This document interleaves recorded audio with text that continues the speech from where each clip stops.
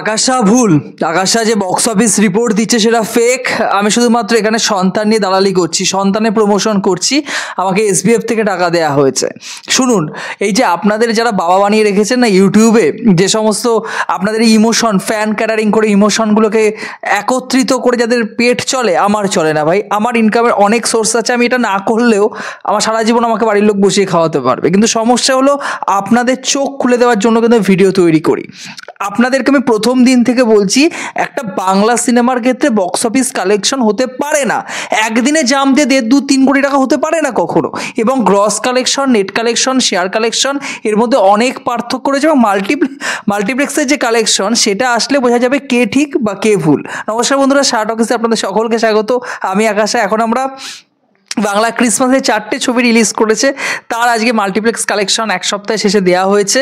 প্রতি সপ্তাহে আপনারা জানেন শনিবার দিন দেওয়া হয়, তার কিন্তু রিপোর্ট জানাবো।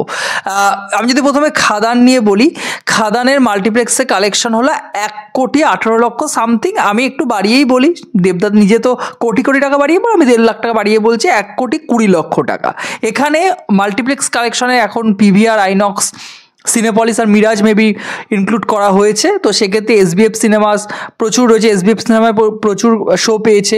সিঙ্গেল স্ক্রিন রয়েছে, লোকাল মাল্টিপ্লেক্স যেগুলো রয়েছে সেগুলোতেও কিন্তু ভালো কালেকশন হয়। আমাদের বারাসাতে লোকাল মাল্টিপ্লেক্স রয়েছে দুটো, যাই হোক।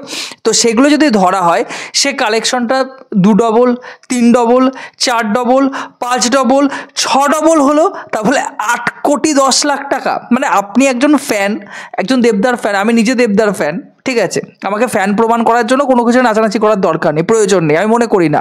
ওগুলো যারা করে তাদের পেছনে গিয়ে লেগে থাকুন।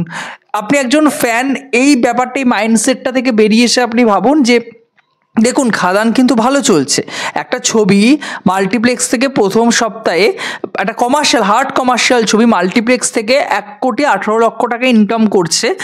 এটা একটা দারুণ রিপোর্ট। আপনি শেষ যে জিদ্দা তো এখানে মাল্টিপ্লেক্সে ছবি রিলিজ করে, জিদ্দা তো কমার্শিয়াল ছবি করে, জিদ্দার শেষ ছবিগুলো আপনি নিয়ে আসুন চেঙ্গিস বাদ দিয়ে, বা আপনি অঙ্কুশের মির্জা নিয়ে আসুন, বা ইয়াসের সেন্টিমেন্টাল ছবিটা নিয়ে আসুন। আপনি দেখুন যে এই যে কালেকশনটা দেবদার খাদানের, এটা সত্যিই খুব ভালো কালেকশন।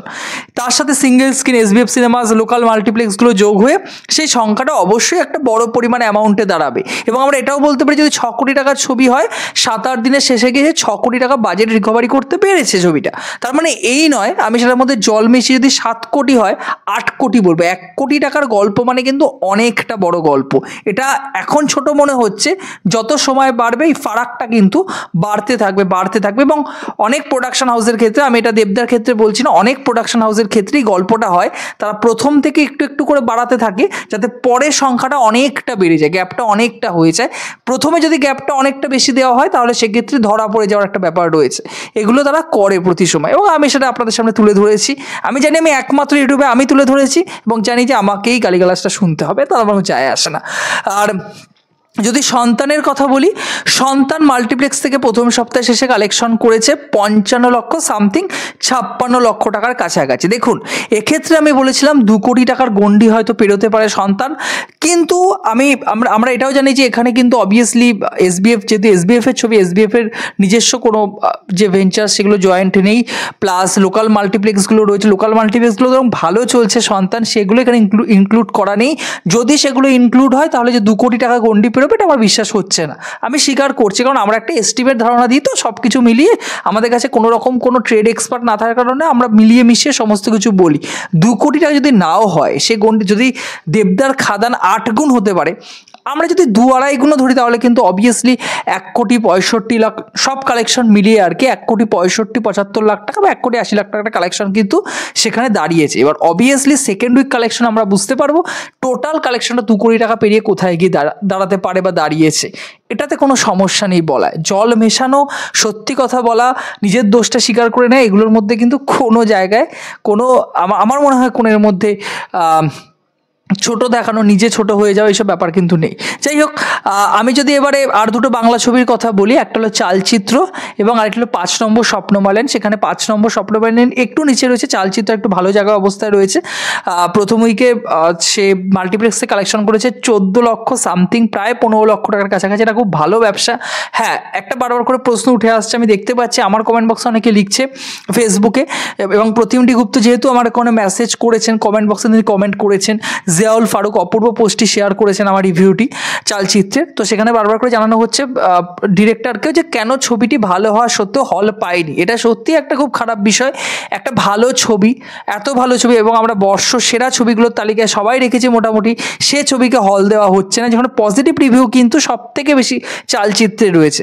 তো আমি জানি না এটার এই বাংলায় দাঁড়িয়ে বাংলা সিনেমার এই যে একটা বাজে ব্যাপার সেটা কবে যাবে, কিন্তু চালচিত্রকে আরও বেশি শো দেওয়া উচিত, যেখানে দর্শক দেখতে চাইছেন, অনেক দর্শক অনেক দূর দূর থেকে ট্রাভেল করে চালচিত্র দেখার জন্য হলে যাচ্ছেন। তো এটা একটা সত্যিই বড় বিষয়।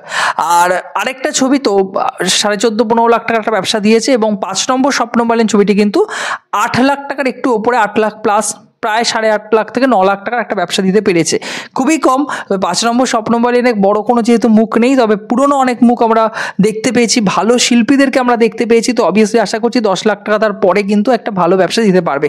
5 নম্বর স্বপ্নমালেনেরও কিন্তু শো সংখ্যা খুবই কম, খুবই কম, মানে 4টে ছবির মধ্যে সব থেকে কম শো সংখ্যা কিন্তু 5 নম্বর স্বপ্নমালেন ছবিটির। যাই হোক, এই ছিল মাল্টিপ্লেক্স কালেকশন সপ্তাহের শেষে, এবং আপনারা এখানে যোগ বিয়োগ করুন। আপনারা অনেক বুদ্ধিমান আমার থেকে বেশি, আপনারা ঠিক করুন যে কত টাকা শেষ অবধি বক্স অফিস কালেকশন করতে পারে। এবং আপনার যদি মনে হয় 4টে ছবি হলে গিয়ে দেখুন, ফেস্টিভ্যাল টাইম চলছে, 31শে ডিসেম্বর হচ্ছে, 1 জানুয়ারি 2 জানুয়ারি।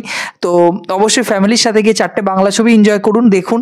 আপনাদের কি মতামত কমেন্ট বক্সে জানাতে ভুলবেন না। ভিডিওটি ভালো লাগলে, খুব ইনফরমেটিভ ভিডিও পেতে চ্যানেলটিকে সাবস্ক্রাইব করে পাশে থাকবেন বন্ধুরা।